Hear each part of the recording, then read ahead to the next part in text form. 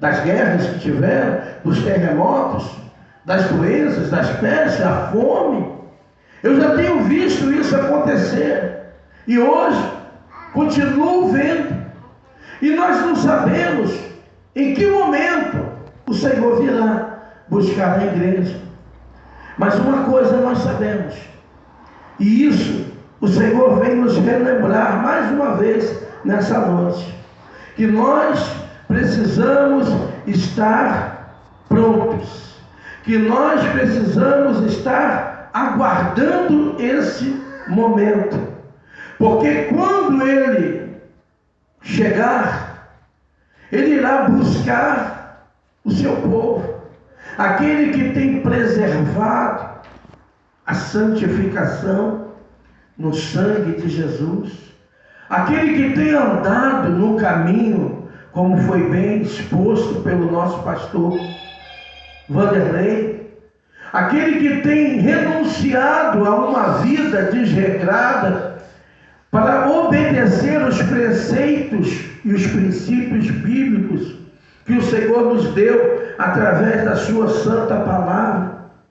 Esses precisam estar atentos, porque como nos dias de Noé, que casavam e davam-se em casamento, e Noé havia dito o que o Senhor predisse através dele, que aconteceria. Noé disse que viria um dilúvio. Noé avisou que o Senhor estava irado, que ele iria destruir tudo, mas o povo não quis ouvir. E assim como Noé, ele predisse o fim naquela época, os pastores hoje têm feito o mesmo. Os evangelistas, os obreiros, os servos de Deus, não necessariamente os obreiros, mas todos os servos, têm anunciado: olha, o Senhor está voltando. Se o Senhor voltar hoje, como está a sua vida? E aí fica uma questão que muitos até brincam e zombam, escarnecem. E nós não devemos permitir que essas coisas sejam proferidas por nós. Se o Senhor vai voltar, por que ele não veio ainda? Já tem tanto tempo, meu avô morreu falando isso, a minha mãe, meu pai morreram falando isso, e você vem falar para mim? Louvado seja o nome do Senhor. Aleluia, Jesus. Eles falaram porque eles estavam com a sua vida consagrada no Senhor. O Senhor não voltou para arrebatar a igreja, mas todo aquele que parte para ter um encontro com o Senhor. Amém. Porque o Espírito volta para Deus e a carne, ela é sepultada. A alma adormece. E a alma, ela será despertada num grande dia para a prestação de contas com o Senhor. Então tudo isso está escrito na Sagrada Escritura. Nós precisamos ter interesse de saber. Sabe por quê? Porque como uma criança, ela se dedica para construir um futuro, e os pais instruem essa criança para que ela cresça e aprenda, que ela obedeça, que ela ande pelo caminho, que ela conquiste para a construção do seu futuro. Nós que nascemos de novo também precisamos estar construindo o nosso futuro. E o nosso futuro não é daqui a 10 anos, 20 anos ou até mesmo 100 anos. Não. O nosso futuro é todo momento. O tempo para o crente é já, é hoje. Se o Senhor vier agora, louvado seja Deus. Estaremos encontrando com Ele. E isso precisa ser tão importante quanto o futuro que almejamos nessa vida. Eu quero me formar, eu quero ser advogado. Eu quero ser juiz, eu quero ser médico. Muito bem. Vamos orar. Siga o seu objetivo, estude bastante, porque requer um esforço, uma dedicação. Mas tudo isso que você vai se dedicar para conseguir, chegará um momento em que irá cessar. Ninguém é médico eternamente. Ninguém é advogado eternamente. Você é médico aqui. Quando o Senhor nos levar, nós seremos todos servos. Cada um com uma responsabilidade. Existem galardões, existem conquistas. Alguns irão se posicionar em uma posição que o Senhor estará lhe dando através das obras que fizeram. Então, é importante que aquele que quer ter a salvação possa também se dedicar ao seu futuro na eternidade. Existem galardões para os salvos em Cristo. Existem posições de destaque. Existem lugares reservados. Existem lugares que estarão mais próximos do Mestre. Existem lugares que estarão um pouco mais distantes, mas todos estarão lá.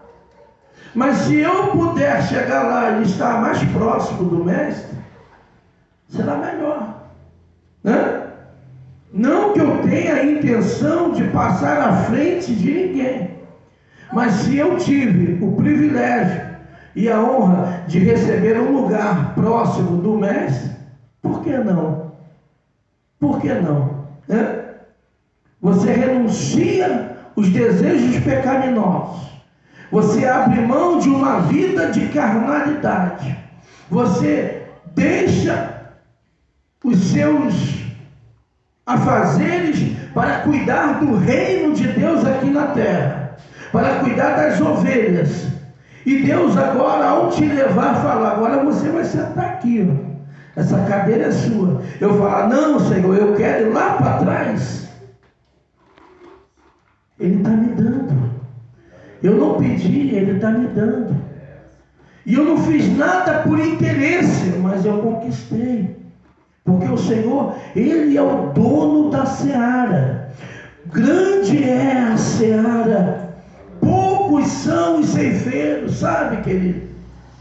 Quando eu entendi que para que eu estivesse de pé e fortalecido, eu precisava estar todo o tempo buscando ao Senhor, eu não deixei de fazer isso mais. É claro que às vezes a gente está um pouco mais fraco, né? Tem vezes que a gente se dedica mais, no outro dia você já se dedica menos. Mas o importante é nunca deixar de se dedicar.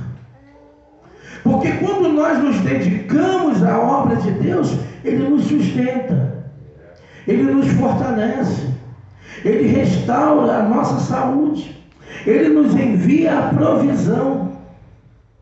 Eu estava meditando hoje, o Senhor me fazia lembrar, no princípio da minha caminhada no Senhor, eu já era diácono e estava distante, numa terra distante, eu estava vivendo totalmente pela dependência, hoje vivo ainda, né? Pela dependência de Deus, mas sozinho, em uma terra distante.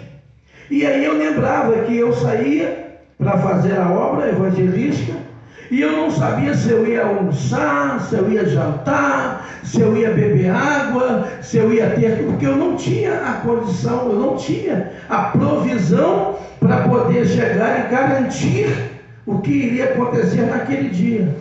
Mas a partir do momento que eu caminhava em direção para realizar a obra, o Senhor me proporcionava o banquete, me proporcionava a água, a condução, e aquilo ia me enchendo. Por quê? Não porque o Senhor estava suprindo, mas Ele estava ali demonstrando para mim que a minha dependência não está na minha força, mas sim no Senhor, porque a minha força era pouca. E a palavra se cumpria quando Ele diz que o meu poder se aperfeiçoa na sua fraqueza. O poder de Deus, ele se aperfeiçoava na minha fraqueza. E por um bom tempo o Senhor me proporcionou para que eu estivesse apto a estar evangelizando. E isso me fortaleceu. Isso fez com que cada dia eu estivesse mais firme. E eu não só me firmei no Senhor, mas eu vi pessoas se firmarem através de mim. Almas se rendiam aos pés do Senhor. Esse testemunho é para a glória de Deus. Eu não sou nada. Eu, se o Senhor soprar aqui, acabou. Já era. A minha obra, aquilo que eu pude fazer até esse momento eu fiz. Né? E se eu tiver o direito da salvação pela palavra, através da minha fé, e o Senhor achar por bem, eu estarei lá. Mas se Ele achar que eu estou em falta, é Ele quem sabe. Mas o que eu quero dizer nessa noite, que o Senhor, Ele está às portas, e Ele está voltando. A qualquer momento, Ele já voltou para muitas pessoas, mas a qualquer momento haverá o arrebatamento da igreja. Ele estará levando um coletivo de pessoas santas, salvas, pessoas consagradas. E a minha oração é que você esteja no meio dessas pessoas. Que você não fique aqui para ver o que vai acontecer depois. Porque depois vai acontecer muitas tragédias.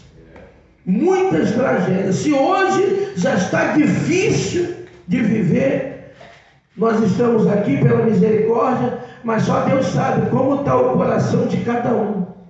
Tem pessoas que sofreram tanto, né? Conhecemos aí uma irmã que está lá rompendo, perdeu o pai e a mãe. Perdeu o pai num dia, acho que 2 dias depois perdeu a mãe. No dia seguinte. No dia seguinte. Então, está difícil. É o quê? A praga, a peste, né? O princípio das dores que nós estamos vivendo. E a qualquer momento o Senhor irá voltar.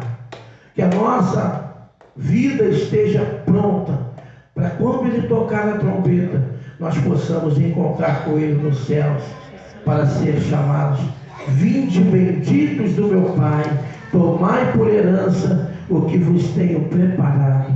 Entrai pelos portais eternos, e ali sim será só alegria. Ali não haverá fome, não haverá tristeza, não haverá miséria, não haverá doença, não haverá enfermidade. O Senhor, Ele cuidará de nós. Amém. Teremos o direito da árvore da vida. Beberemos uma água que essa terra não pode proporcionar. Uma água que corre do trono de Deus. Aleluia. Amém? Curve sua cabeça, Pai, em nome de Jesus.